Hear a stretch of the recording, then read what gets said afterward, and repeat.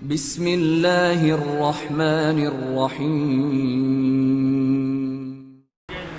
ماشاء اللہ ولا حول ولا قوة الا باللہ العلی العظیم رب اشرح لی صدری ویسر لی امری واحلل عقدۃ من لسانی یفقهوا قولی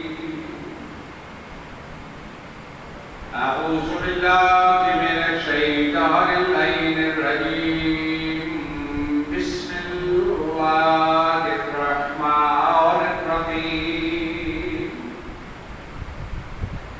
الحمد للہ رب العالمین والصلاة والسلام والتحیۃ والإکرام علی اشرف الانبیاء والمرسلین سیدنا ونبینا وشفیع ذنوبنا وطبیب قلوبنا ومولانا ابی القاسم محمد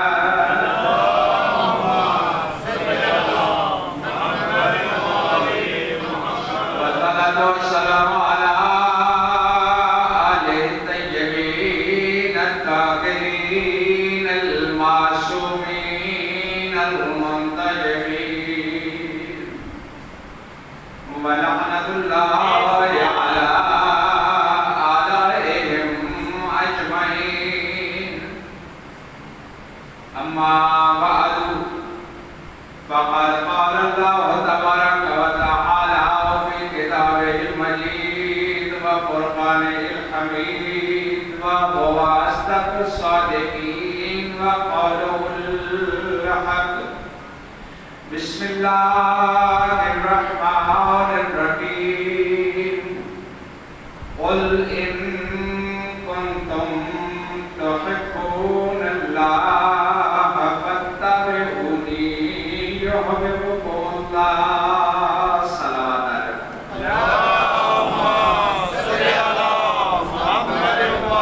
عليكم صحیح یہی ہے غلط کو سدا غلط لکھو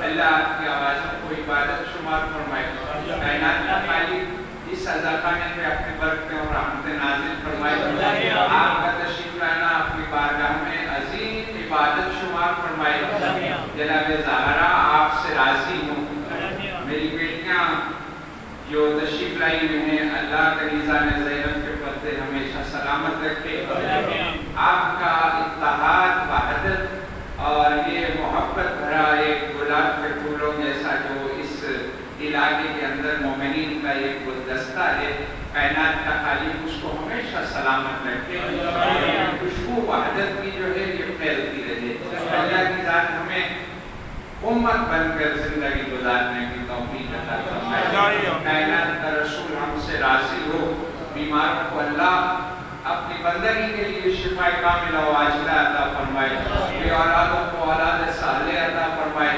جنہیں اولاد کی نعمت سے نوازا ہے انہیں بہتر تربیت کی توفیق عطا فرمائے جن گھروں کے اندر میرے جوان بیٹے بیٹیاں موجود ہیں پروردگار عالم ان کے والدین کو اپنی جوان اولادوں کے لیے بہترین اور محفوظ مستقبل کی ضمانت عطا فرمائے جن کے پاس اپنی چھت نہیں ہے اللہ عزاخانے قائم کرنے کے لیے انہیں باعث چھت عطا فرمائے پروردگار مقروض مومنین کے قرض اپنے خزانوں سے ادا کرنے کے اسباب پیدا فرمائے اللہ اس ملک پہ اپنی برکتیں اور رحمتیں نازل فرمائے کائنات کا خالق اتنا عظیم ہے جو دعاؤں کی تفصیل سننے کا محتاج نہیں جتنی حاجتیں دعائیں مناجات سب کے دلوں میں ہیں اللہ ہم سے بہتر ان دعاؤں سے واقف ہے اللہ ان سب دعاؤں کو شرف قبولیت عطا فرمائے اللہ ہم سب گناہگاروں کی دعاؤں کی لاج رکھتے ہوئے اپنے وعدے کے مطابق زمانے کے حقیقی حاکم کے ظہور میں تاجیل فرمائے تمام دعاؤں کی قبولیت کے لیے محبت بھری بلند صلوات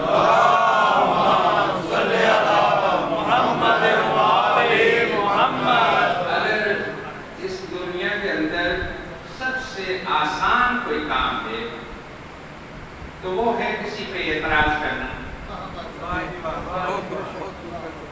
سب سے آسان یہ ہے سارا دن یہاں پہ صفیں بچتی رہے, اذان خانہ تیار ہوتا رہے, شام کو مجلس سے کوئی بھی بھائی آئے.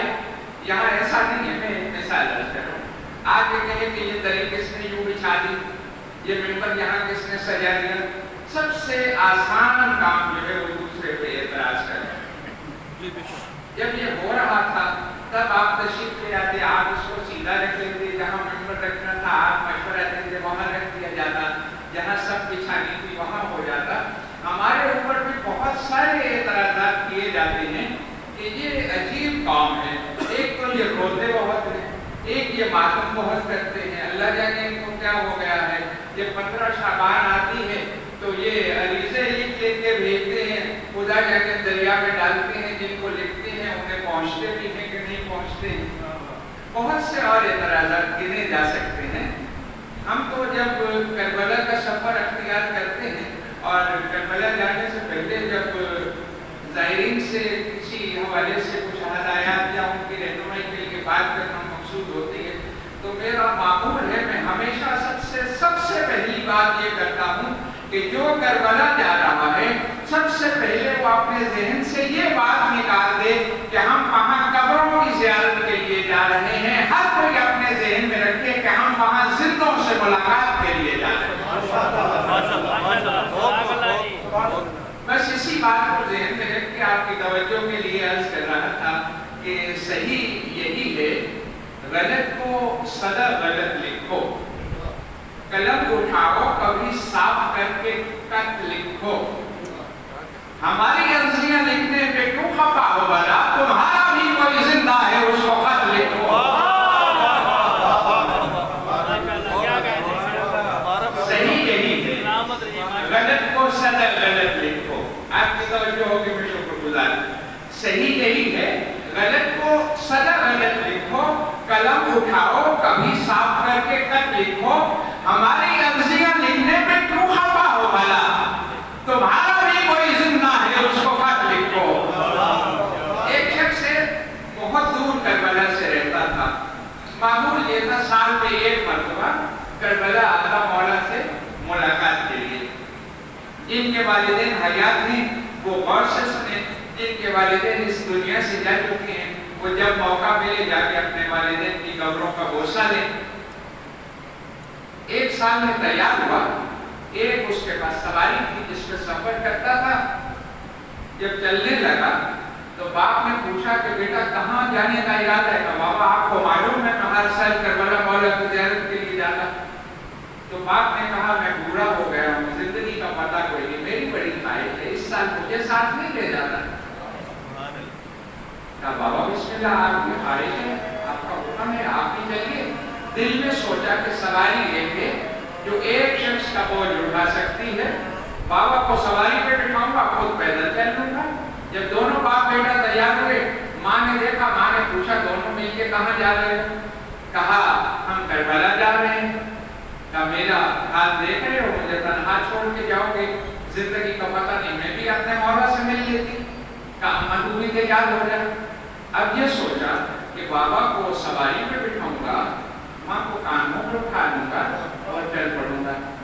اب اس حال میں یہ 3 لوگوں کا قافلہ وہاں سے چلا کربلا کے لیے. آپ توجہ فرما رہے ہیں, جیسے اللہ سب کو کربلا لے جائے.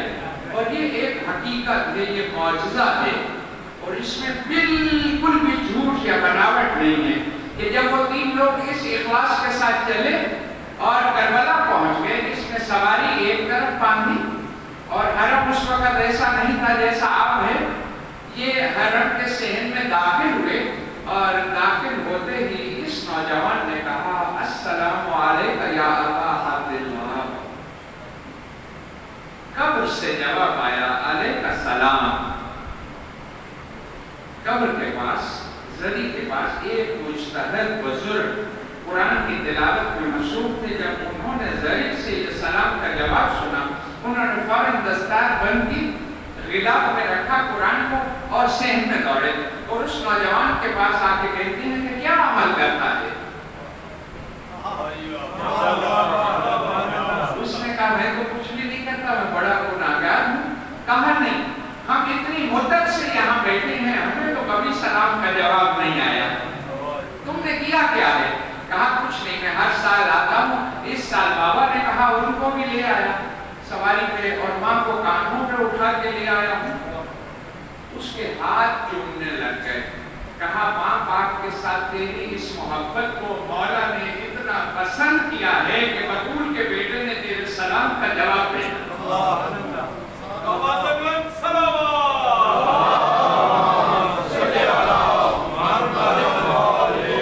پروردگار عالم ہم سب کو اپنے والدین کی خدمت کی, ان کے احترام کی توفیق عطا فرمائے. ایک نوجوان حاضر ہے, بات آ گئی زبان پہ, آپ کو ہدیہ کر دوں. نوجوان پیغمبر اسلام کی خدمت پہ حاضر ہے. کہا دل کرتا ہے حج پہ جاؤں, وسائل نہیں ہے, جا نہیں سکتا, کیا کروں؟ کعبے کی زیارت کی خواہش ہے. پیغمبر فرماتے ہیں کہ تیری خواہش بہت اچھی ہے, میں خوش ہوا تیری بات سن کے کہ تیرے اندر کتنی پاکیزہ خواہش ہے, لیکن تم نے کبھی یہ سوچا ہے کہ اللہ نے ایک کعبہ تیرے گھر میں بھی اتارا ہے؟ حیران ہو کے کہتا ہے میں اتنا گناہگار, میرے گھر میں اللہ نے کون سا کعبہ اتارا؟ کہا تیرا باپ, تیرے بابا تیرے لیے کعبے کا درجہ رکھتے ہیں, اور اللہ کہہ رہا ہے کہ اگر تم میرے گھر نہیں آ سکتا تو تو مسکرا کے اپنے بابا کے چہرے کی طرف ایک مرتبہ دے, اللہ ایک مقبول حج تیرے نام اعمال میں درج فرمائے گا. والدین کی اتنی بڑی نعمت ہے. معصوم فرماتے ہیں جس نے اپنے دل میں یہ خواہش پیدا کی کہ میں اپنے بابا کا زیادہ احترام کروں, میرے دل میں بہت احترام ہو اپنے باپ کا, تو فرماتے ہیں بس وہ ایک بات سوچا کرے, اور وہ بات کیا ہے؟ وہ ہر روز یہ سوچے کہ اگر میرا باپ نہ ہوتا تو میں نہ ہوتا, میں اگر ہوں تو میں اپنے بابا کی وجہ سے. جن کے والدین حیات ہیں اللہ انہیں طول عمر عطا فرمائے, جن کے والدین اس دنیا سے جا چکے اللہ ان کی قبور پہ عالم برزخ کی نعمتیں نازل فرمائے. کائنات کا خالق قرآن مجید کے اندر اپنی لارب کتاب میں سورہ مبارکہ آل عمران کی آیت نمبر 31 میں اپنے رسول سے کہہ رہا ہے, اے میرے حبیب اپنی امت سے کہہ دے, قل ان کنتم تحبون اللہ فاتبعونی یحببکم اللہ, کہ اگر ان سے کہہ دے کہ اگر یہ مجھ سے محبت کرتے ہیں تو میں اللہ کو اس قابل ہوں کہ مجھ سے محبت کی جائے. کبھی انہوں نے یہ بھی سوچا ہے کہ میں اللہ بھی ان سے محبت کرتا ہوں یا نہیں کرتا ہوں؟ اللہ کہتا ہے انہیں سمجھا یہ بات کہ ہر محبت جو ہے اس کے پیچھے کوئی نہ کوئی غرض موجود ہے, ہر محبت جو ہے اس کے پیچھے کوئی نہ کوئی معیار موجود ہے, اور ہر کسی کا معیار محبت الگ ہے. کسی کا معیار محبت حسن ہے, وہ خوبصورت چیزوں کی تلاش کرتا ہے. کسی کا معیار محبت دولت ہے, وہ دولت مند لوگوں کے پیچھے جاتا ہے. کسی کا معیار محبت اقتدار ہے, وہ صاحب اقتدار لوگوں کے پیچھے جاتا ہے کہ آج اس نے الیکشن جیت لیا, کل وزیر بن جائے گا, میرے بھی 2-4 کام ہو جائیں. ہر کسی کا معیار محبت الگ ہے. خدا کہتے ہیں ممکن ہے ایسا ہو کہ باپ کسی سے محبت کرتا ہو, بیٹا اس سے نفرت کرتا ہو, بیٹا محبت کرتا ہو, باپ اسے پسند نہ کرتا ہو. ہر کسی کا معیار محبت الگ ہے. اگر کسی کا معیار محبت حسن ہے تو حسن کا خالق میں اللہ ہوں. اگر کسی کا معیار محبت دولت ہے, ہر غریب کو دولت دینے والا میں خدا ہوں. اگر کسی کا معیار محبت اقتدار ہے, سب سے بڑی کرسی اقتدار میرے پاس ہے. اس لیے اپنی امت کو یہ بات سمجھا دے کہ اگر یہ مجھ سے محبت کرتے ہیں تو میں سب کے معیار محبت پہ پورا اترتا ہوں. میں اللہ کو اس قابل ہوں کہ مجھ سے محبت کی جائے. انہوں نے کبھی یہ سوچا ہے کہ میں اللہ بھی ان سے محبت کرتا ہوں یا نہیں کرتا؟ توجہ ہے آپ نے؟ اب یہاں پہ پیغمبر اسلام فرماتے ہیں کہ اے میرا پاک پروردگار, میں نے یہ تیرا پیغام پہنچا دیا, لیکن اب کہ وہ کون سا ایسا کام ہے جو ہم کریں اور اللہ ہم سے محبت کرنے لگے. سوال تو ہے نا کہ پھر ہم نے کرنا کیا ہے. اب ہم نے یہ کہا کہ ہم نے قرآن میں یہ پڑھا ہے کہ اللہ نے انسانوں کو پیدا کیا ہے اپنی عبادت کے لیے. جیسے ہی اس آیت پہ پہنچے ہم سب نے اپنے بیوی بچوں کو جمع کیا اور کہا کہ یہ جو تمہاری ہم خدمت کر رہے ہیں نا، یہ تو اتنا ٹائم ہم نے ضائع کر دیا. قرآن تو کہہ رہا ہے کہ ہم صرف عبادت کے لیے پیدا ہوئے ہیں. آج سے ہم مسجد جا رہے ہیں، پیچھے سے کوئی ہم سے بات کرنے نہ آئے، ہم مصلی پہ جم جائیں گے اور عبادت کرنی شروع کر دیں گے. عبادت کا یہ مفہوم نہیں تھا. اب میں آپ کو اگر عبادتیں گنوانی شروع کر دوں کہ اللہ نے کون سی عبادت کری ہے تو وہ بھی قابل اعتراض بات میں لوگ سوچیں گے کہ یہ مولوی صاحب آئے اور اپنے پاس سے بات کر کے چلے گئے. ہم کسی نبی کے دروازے پہ جاتے ہیں اور دیکھتے ہیں کہ اللہ کی ذات کے ساتھ ان کی جو گفتگو ہو رہی ہے عبادت کے بارے میں وہ کیا ہے، تاکہ ہمیں وہاں سے سمجھ آ جائے. حضرت موسیٰ کلیم اللہ جب کوہ دور پہ پہنچے اپنے لوگوں کی امت کی عرضیاں لے کے، اللہ کی ذات نے کہا کہ موسیٰ روزانہ آتا ہے، اپنی باتیں کر کے چلا جاتا ہے. آج مجھے یہ بتا کہ تو نے کبھی میری عبادت کی ہے؟ توجہ ہے آپ؟ کبھی تو نے میری عبادت کی ہے؟ حیران ہوئے اس سوال پہ حضرت موسیٰ. کہتے پروردگار تو جانتا ہے کہ تیرا نبی ہوں اور میں کتنی نمازیں پڑھتا ہوں. اللہ کی ذات نے کہا یہ نمازیں قبر میں روشنی کا سبب تیرے لیے بنے گی. ان نمازوں کا فائدہ تو تمہیں پہنچے گا. میں تو پوچھ رہا ہوں کبھی میری عبادت کی ہے؟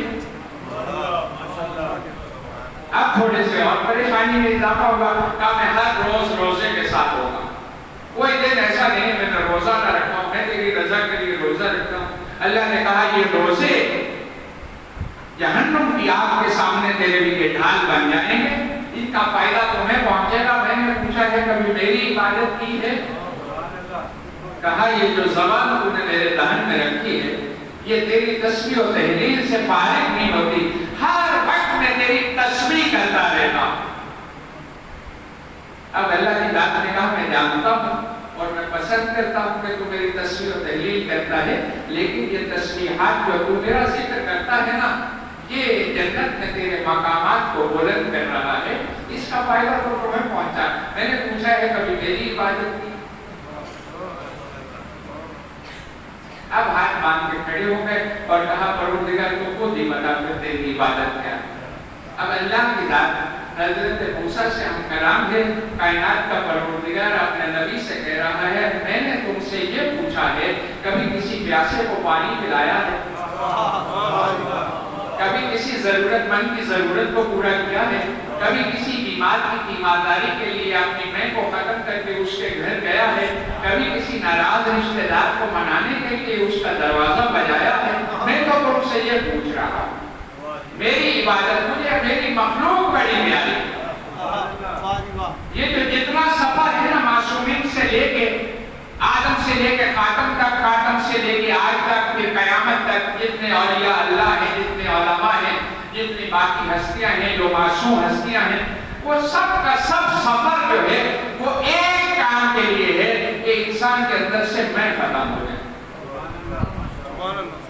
جس کے اندر میں موجود ہے کہ میں ہوں. پیغمبر اسلام کے دروازے میں دستک ہوئی ہے، اندر سے پوچھا کون ہے؟ باہر آنے والے نے وہاں سے آواز لگا کے کہا میں آیا ہوں. دروازہ کھولیے. چہرے کے تاثرات تبدیل ہونا شروع ہوئے. اللہ کے رسول کی رفتار تھوڑی سی بڑھ گئی. جا کے دروازہ کھولا اور جا کے کہتے ہیں کون ہے جو میرے دروازے پہ آ کے کہتا ہے میں آیا ہوں؟ اس بیچارے نے پھر کہا میں نے عرض کیا ہے کہ میں آیا. اس کو اپنے قریب بلا کے کہتے ہیں کہ وہ جو کہتا ہے میں قہار ہوں، میں غفار ہوں، میں ستار الوجوہ ہوں، میں رحیم ہوں، میں کریم ہوں، اس لفظ میں کا اطلاق اس بھری کائنات کے اوپر صرف اس کے اوپر ہوتا ہے اور کوئی میں نہیں ہے.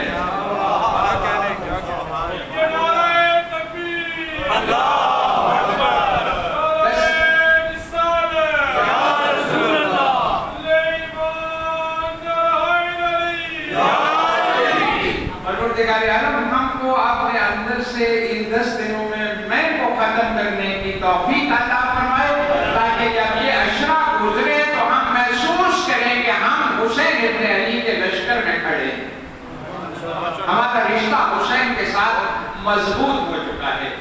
پروردگار میں کیا کہوں اپنی امت سے، یہ کیا کرے کہ تو ان سے محبت کرنے لگ جائے؟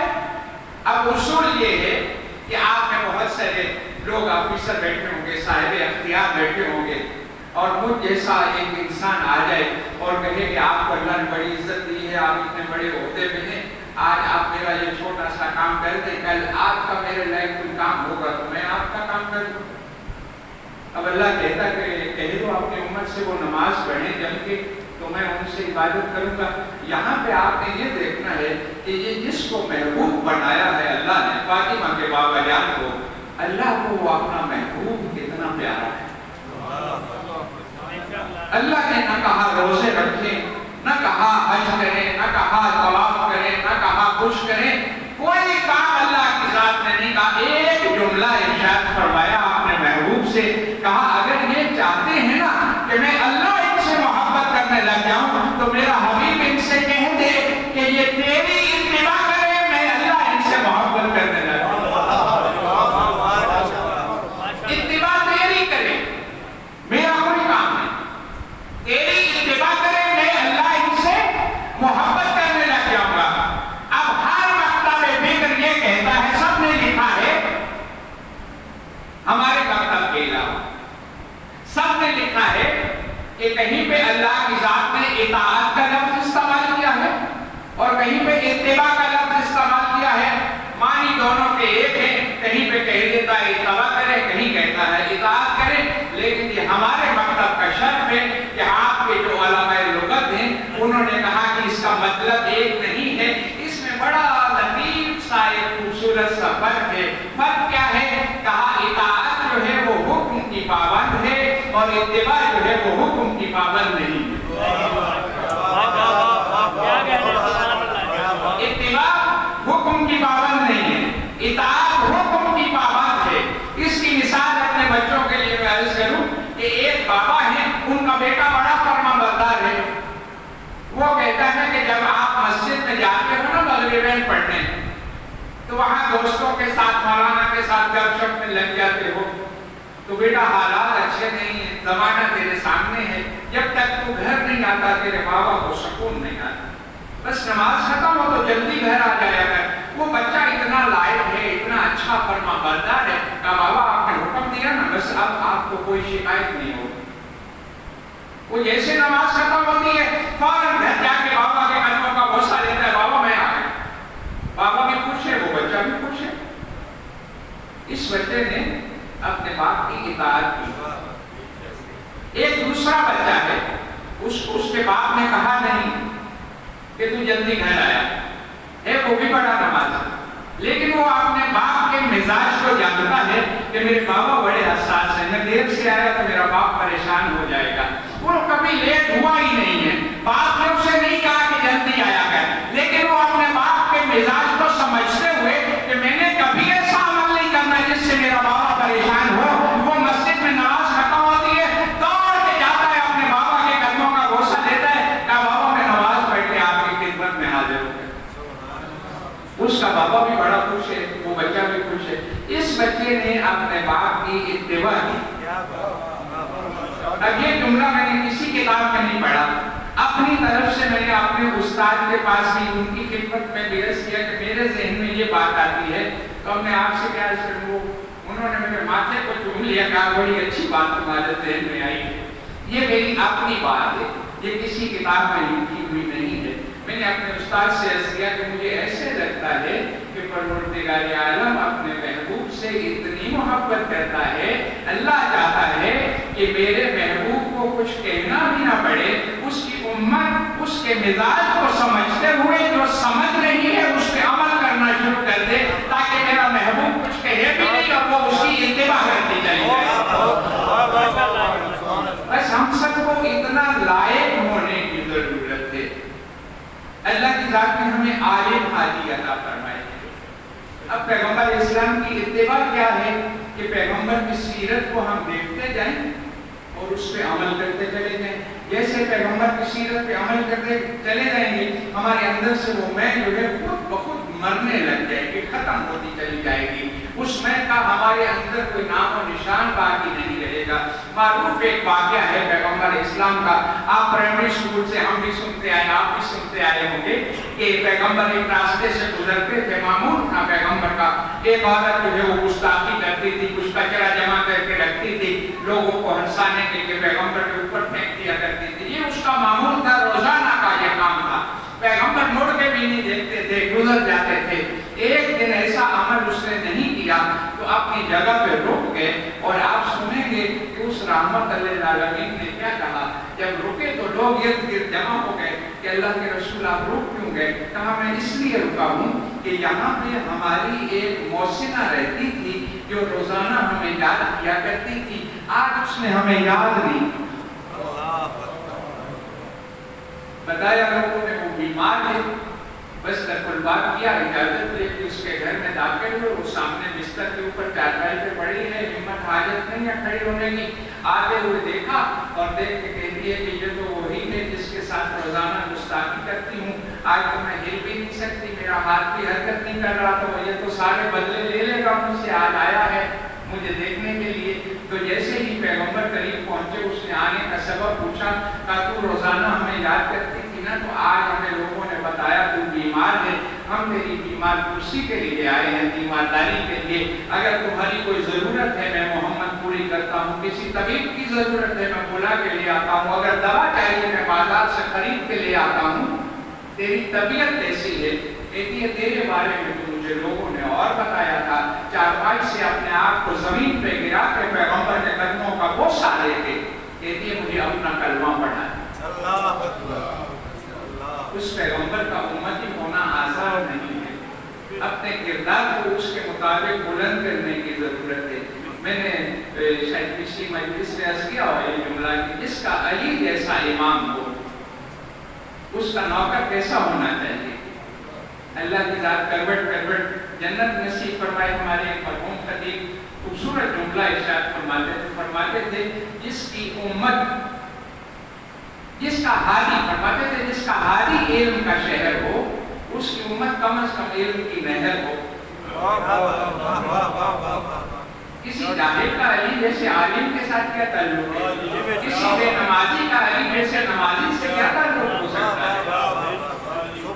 خدا کی ذات ہمیں نمازی بننے کی, پرہیزگار بننے کی توفیق عطا فرمائے. علی کیسا عالم ہے, ممبر سلونی پہ بیٹھ کے اعلان کر رہا ہے, سلونی سلونی پوچھو مجھ سے جو پوچھنا چاہتے ہو. اور یہ اعلان یہاں پہ ابو طالب کے بیٹے نے ختم نہیں کیا, آگے جملہ ارشاد فرمایا میں زمین کے راستوں سے زیادہ آسمان کے راستوں کا.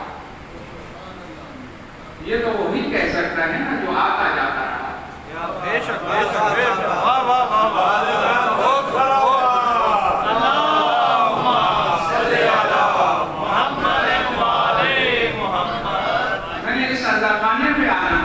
حاضر ہونا تھا آپ کی زیارت کے لیے. راستے میں 2-4 لوگوں سے پوچھا کہ کس طرف سے جاؤں, کہاں سے جاؤں. پہلی مرتبہ جو آ رہا ہے, اب 2-4 مرتبہ حاضر ہوا ہوں, اب میں نے کسی سے نہیں پوچھا.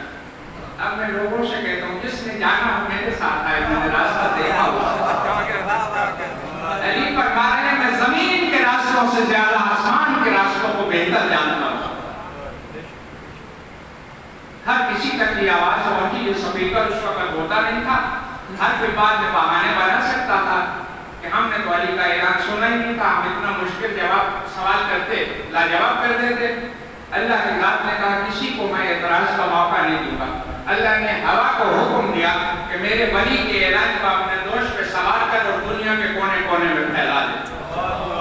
4 راہب ہیں جو اپنے مسکن میں تیزی سے گزر جاؤں, آپ کی محبت کو دیکھ کے یہ بات میں آپ کو ہدیہ کرنے لگا ہوں. انہوں نے اپنے مسکن میں سنا کہ یہ ایک اعلان ہے, ایک دوسرے سے کہتے ہیں یہ کون عالم ہے جو اتنا عجیب اعلان کرتا ہے, اتنا بڑا عالم ہے, یہ تو کوئی بھی نہیں کہہ سکتا کہ جو چاہو سو پوچھو. ایک کہتا ہے جذبات میں آ کے چل کے اس کا امتحان لے لیتے ہیں. سب نے پسند کیا, کہا ہاں چلتے. اس کے پاس جا کے پوچھتے ہیں کہ تم نے اعلان کیا, اپنے دعوے میں سچا یہ ہے کہ نہیں. دروازہ امامت پہ آ گئے, اور جو سب سے چھوٹا تھا ان میں سے راہب، اس نے کہا کہ وہ کویسچن پیپر تو ہم نے بنایا ہے جو اس کے سامنے رکھیں گے، جو اس سے سوال پوچھنے ہیں اس کا تو پتہ نہیں۔ بزرگ بڑے کام کے ہوتے ہیں، بزرگوں کا احترام کیا کریں۔ بزرگ تھے نا جو، انہوں نے کہا پریشان ہونے کی ضرورت نہیں ہے، ایک ہی سوال اس کے سامنے رکھیں گے، اگر سب کو ایک سوال کا ایک جیسا جواب دے گا تو اس کو عالم نہیں مانیں گے، اور اگر چاروں کو ایک سوال کا مختلف دلیلوں کے ساتھ مختلف جواب دے گا تو پھر اس کو عالم مانیں گے۔ سب نے کہا ٹھیک ہے، اللہ کی ذات کے آل محمد کو ہم پہ نعمت بنا کے نازل کیا ہے، اس میں کوئی شک کی بات نہیں ہے نا، اتنی عظیم نعمت ہے۔ اللہ نے اس عظیم نعمت کے اوپر جو نعمتیں نازل فرمائی ہوں گی، ان نعمتوں کے کیا کہنے؟ ان ساری نعمتوں میں سے سب سے زیادہ جس نعمت کا آج محمد نے سجدے کے سر رکھ کے شکر ادا کیا ہے، وہ علم کی نعمت ہے۔ محمد والے محمد سجدے کے سر رکھ کے کہتے تھے پروردگار تیری تقسیم پہ راضی ہیں، تو نے ہمارے دشمنوں کو مال دیا، ہمیں علم عطا کیا۔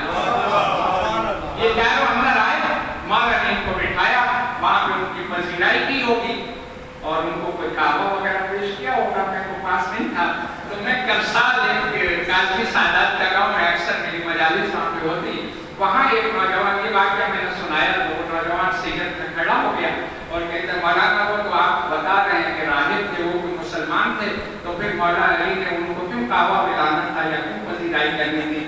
میں نے کہا آپ سید ہیں، میں تو غیر سید ہوں، یہ بات آپ اپنے جد سے پوچھیے کہ انہوں نے اپنے قاتل کو شربت کیوں پلایا تھا۔ وہ تو کریم ہیں، ان کی خدمت کی اور خدمت کے بعد آنے کا سبب پوچھا، انہوں نے کہا آپ نے یہ اعلان فرمایا، کہا ہاں ہمارا یہ اعلان ہے، کہا بس وہ اعلان سن کے آئے اور ہمارے ذہن میں ایک سوال تھا، ہم نے کہا جا کے پوچھ لیتے ہیں۔ مولا نے کہا پوچھیے، کہا علم افضل ہے کہ مال افضل ہے؟ پہلا بولا، مسکرا کے فرماتے ہیں علم افضل ہے، علم کی فضیلت یہ ہے، علم جتنا خرچ کیا جائے اتنا بڑھتا ہے، مال جتنا خرچ کیا جائے اتنا کم ہوتا ہے۔ مطمئن ہو گیا، دوسرے سے پوچھا آپ کیسے آئے؟ کہا یہی سوال ہے میرا کہ علم افضل ہے کہ مال افضل ہے؟ توجہ ہے نا آپ کی؟ علم افضل ہے کہ مال افضل ہے؟ مولا فرماتے ہیں بے شک علم افضل ہے۔ علم کی فضیلت یہ ہے کہ علم صاحب علم کی حفاظت کرتا ہے، مال کی حفاظت انسان کو خود کرنی پڑتی ہے۔ مطمئن ہو گیا، تیسرے سے پوچھا آپ کیسے آئے؟ کہا یہی سوال تھا میرے ذہن میں کہ علم افضل ہے کہ مال افضل ہے؟ ابو طالب کا بیٹا مسکرا کے کہتا ہے کہ بے شک علم افضل ہے۔ علم کی فضیلت یہ ہے کہ جس نے اپنے اندر علم بھر لیا، اللہ اس کے اندر عاجزی پیدا کرتا ہے، جو مال اکٹھا کرتا ہے اس کے تکبر میں اضافہ ہو جاتا ہے۔ مطمئن ہو گیا، چوتھے سے پوچھا آپ کیسے آئے؟ کہا یہی سوال تھا میرے ذہن میں، میں بھی ان کے ساتھ آ گیا۔ علم افضل ہے کہ مال افضل ہے؟ ابو طالب کا بیٹا ارشاد فرماتا ہے بے شک علم افضل ہے۔ علم کی فضیلت یہ ہے کہ جو علم اکٹھا کرتا ہے اس کے دوست زیادہ ہوتے ہیں، جو مال جمع کرتا ہے اس کے دشمن زیادہ ہوتے ہیں۔ مولا کا شکریہ ادا کیا انہوں نے اور اٹھ کے چلے ایسے دروازے کے پاس پہنچے نا باہر نکلنے کے لیے، ادھر آپ کے آقا والا اپنی مسند پہ کھڑے ہوئے اور کھڑے ہو کے انہیں بلا کے کہتے ہیں کہ یہ جا رہے ہو تو ایک بات ابو طالب کے بیٹے کی بھی سنتے جاؤ۔ چاروں مڑ کے کھڑے ہوئے اور مولا مسکرا کے کہتے ہیں یہی سوچ کر آئے تھے نا، میں نے ایک جیسا جواب دیا تو مجھے عالم نہیں مانو گے۔ یہ ہے علی، سر ہلا کے کہتے ہیں، اب جواب دینے کی طاقت نہیں تھی کہ ہاں ہم تو یہی سوچ کے آئے تھے۔ اس وقت مولا کہتے ہیں کہ مجھے اس پروردگار کی قسم جس کے قبضہ قدرت میں علی کی جان ہے کہ آپ چار تھے اور آپ نے 4 مرتبہ مجھ سے یہ سوال کیا، میں اللہ کی قسم کھا کے کہتا ہوں کہ خلقت خدا اکٹھی ہو کے علی کے دروازے میں آ جائے اور سورج قیامت کا سورج طلوع ہونے تک ہر آنے والا مجھ سے یہی ایک سوال کرتا رہے، میں ہر پوچھنے والے کو مختلف جواب دیتا رہوں۔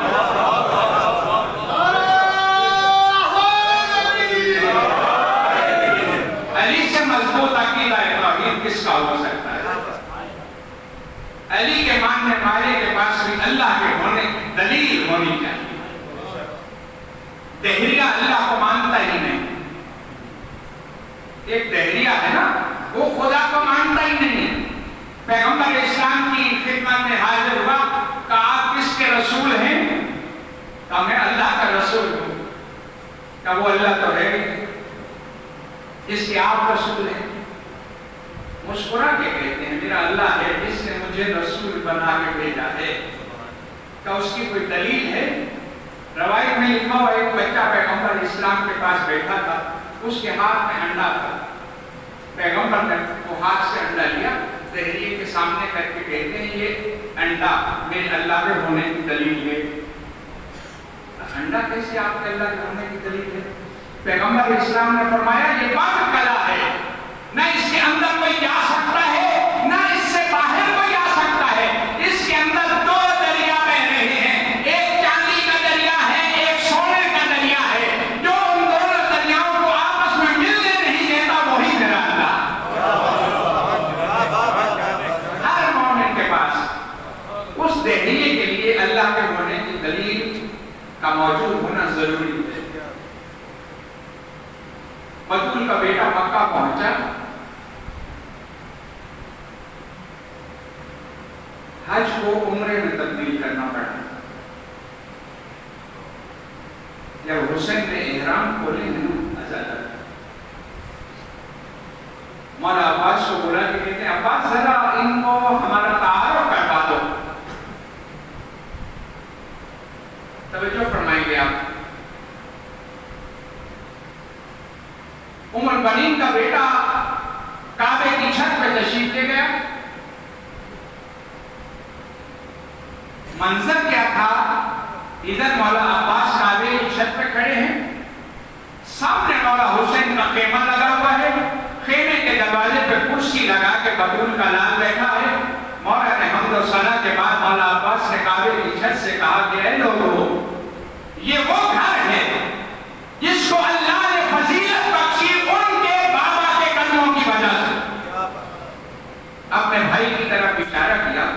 لوگوں نے سوال کیا کہ علی تو آپ کے بھی بابا تھے، آپ یہ کہتے تھے کہ ہمارے بابا کی وجہ سے، آپ یہ کہتے تھے میرے بابا کی وجہ سے.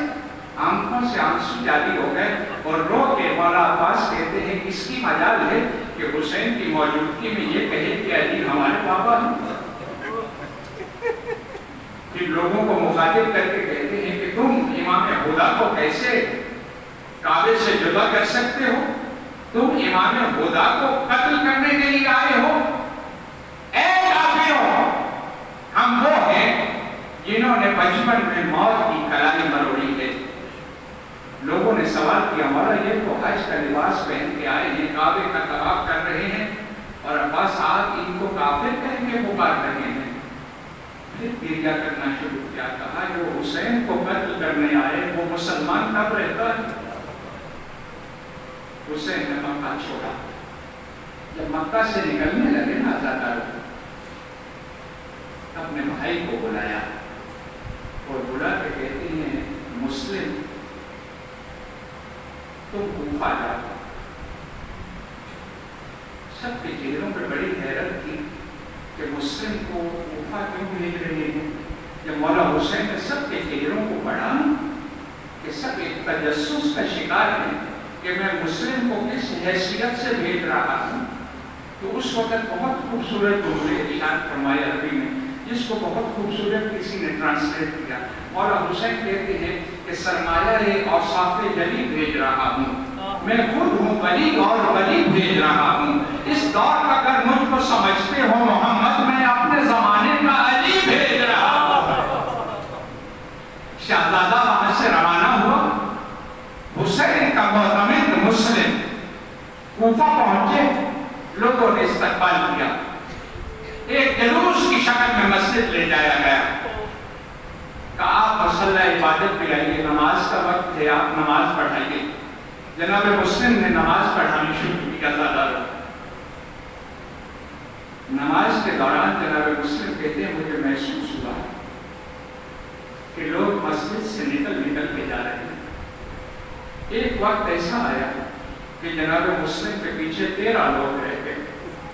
خود تعلیمات میں مصروف ہوئے. ان 13 میں سے بھی ایک کر کے سارے مسجد سے چلے گئے. جیسے سلام کر کے سجدہ شکر ادا کر کے اپنے مصلی پہ کھڑے ہو کے پیچھے مڑے تو مسجد خالی ہو چکی تھی۔ جناب مسلم نے سمجھ لیا کہ کوفہ کے لوگ بدل گئے، ان کی قیمت لگ کے یہ خریدے جا چکے ہیں، میں تنہا رہ گیا۔ مسجد سے باہر یہ شہزادہ نکلا، آدھا لوگ ساری رات کوفہ کی گلیوں میں گھومتے رہے۔ جناب مسلم قاتل تلاش کر رہے تھے، دشمن جو ہے وہ قتل کرنے کے در پہ تھا۔ تھک ہار کے ایک گھر کی دیوار کے ساتھ کوفہ کی گلی میں بیٹھے، اس گھر کے اندر ایک عورت تھی جس نے محسوس کیا جیسے میرے گھر کی دیوار کے ساتھ کوئی اجنبی موجود ہے۔ اس نے دروازہ کھولا تو جناب مسلم کو دیکھا کہ یہ شخص بیٹھا ہے۔ کہا آپ کون ہیں؟ آپ کو معلوم نہیں کہ کوفہ کے حالات کتنے پرآشوب ہیں؟ جناب مسلم کہتے ہیں میں پیاسا ہوں، مجھے پانی پلائے گی؟ جلدی سے یہ ایک موزہ پانی کا لے آئے۔ جناب مسلم کو پانی پلایا اور جناب مسلم سے کہتی ہے اگر پانی پی لیا ہے تو جلدی سے اپنے گھر چلے جائیے، کوفہ کے حالات ٹھیک نہیں ہیں، آپ دیکھ رہے ہیں نا گلیاں کتنی ویران اور سنسان ہو گئی۔ جناب مسلم سر جھکا کے کہتے ہیں جس کا کوئی گھر نہ ہو وہ کہاں جائے؟ جب کہا نا جس کو کوئی گھر نہ ہو وہ کہاں جائے؟ تو یہ عورت کہتی ہے آپ مجھے اجنبی محسوس ہوتے ہیں، آپ اپنا تعارف کروائیں گے؟ جناب مسلم کہتی ہے تو حسین کو جانتی ہے؟ درود پڑھ کے کہتی ہے وہ تو میرے سید و سردار ہیں، حسین تو میرے مرشد ہیں۔ جناب مسلم کہتی ہے اسی تیرے بادشاہ حسین نے آج اپنا ایک سفیر کوفہ بھیجا تھا۔ وہ عورت فوراً کہتی ہے ہاں اس شہزادے کا نام مسلم ہے۔ جناب مسلم سینے پہ ہاتھ رکھ کے کہتی ہے آقا مسلم بن عقیل، وہ حسین کا سفیر مسلم میں ہوں۔ اس نے جلدی سے ازاداروں گھر کا دروازہ کھولا تو جنوں کی آپ سے اجازت آپ کی عبادت مکمل ہو جائے۔ اس نے دروازہ کھولا، جناب مسلم کو اندر لے گئی، ایک حجرہ خالی کر دیا، مصلی عبادت بچھا دیا۔ ساری رات یہ شہزادہ اللہ کی عبادت میں مصروف رہا۔ جیسے ہی دن چڑھنے لگا جناب مسلم نے گلی میں گھوڑوں کے ٹاپوں کی آواز سنی، جلدی سے حجرے سے باہر نکلے۔ مسلم نے اپنی تلوار کو نیام سے نکالا، یہ دونوں ہاتھ پھیلا کے عورت سامنے آ کے کہتی ہے میں آپ کو باہر نہیں جانے دوں گی، میں چھت سے دیکھ کے آئی ہوں لشکر بہت بڑا ہے، آپ تنہا ہیں، وہ گھوڑوں پہ سوار ہیں، آپ پیادہ ہیں، میں بطول کو کیا جواب دوں گی؟ میں آپ کو باہر نہیں جانے دیتی۔ جناب مسلم نے ایک جملہ کہا مسلم کی غیرت گوارا نہیں کرتی کہ مسلم کی وجہ سے کوئی اجنبی تیرے گھر میں داخل ہو جائے۔ میں ہاتھ بات کے کہتا ہوں مولا مسلم آج ایک اجنبی عورت کے گھر کسی غیر محرم کا داخلہ آپ کو گوارا نہیں، آپ کل کیسے گوارا کریں گے جب شمر بغیر اجازت کے زینبوں میں کلثوم کے خدمت میں داخل ہو جائے گا۔ جناب مسلم ازاداروں باہر نکلے اور جب باہر نکلے اس شہزادے نے جنگ کرنی شروع کی، پیادہ تھے اور وہ گھوڑوں کے اوپر سوار لشکر تھا۔ جناب مسلم کا مقابلہ نہ کر سکے۔ جب انہوں نے دیکھا کہ اس شہزادے پہ قابو پانا مشکل ہے، انہوں نے گلی کے اندر ایک گڑھا کھودا اور دھوکے کے ساتھ جناب مسلم کو اس گڑھے کے اندر گرا دیا۔ جیسے مسلم گڑھے میں گرے آپ کا ایک ہونٹ زخمی ہوا اور آپ کے منہ سے خون بہنا شروع ہوا۔ ایک آتش کی صدا بلند ہوئی، ایک عیسائی دور کھڑا تھا، کسی اور نے توجہ نہیں کی۔ یہ پکار کے کہتا ہے کیسے مسلمان ہو؟ ایک مسلمان پانی مانگتا ہے اور تم اسے پانی نہیں دیتے۔ اس نے جلدی سے ایک پانی کا کوزہ اٹھایا اور جناب مسلم کی خدمت میں آگے پیش کیا۔ مسلم نے لے کے جیسے پانی پینے کا ارادہ کیا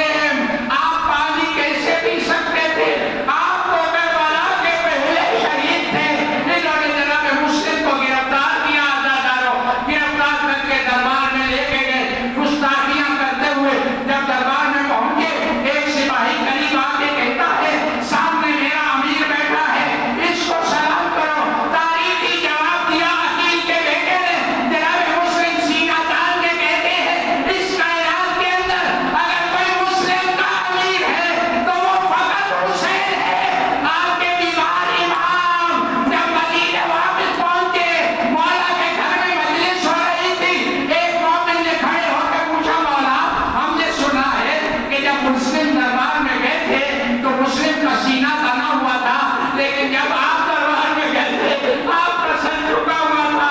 वाला मुंह पे बात करके कहते हैं, पूछने वाले तूने इंसाफ नहीं किया, तुझे ये किसी ने नहीं बताया।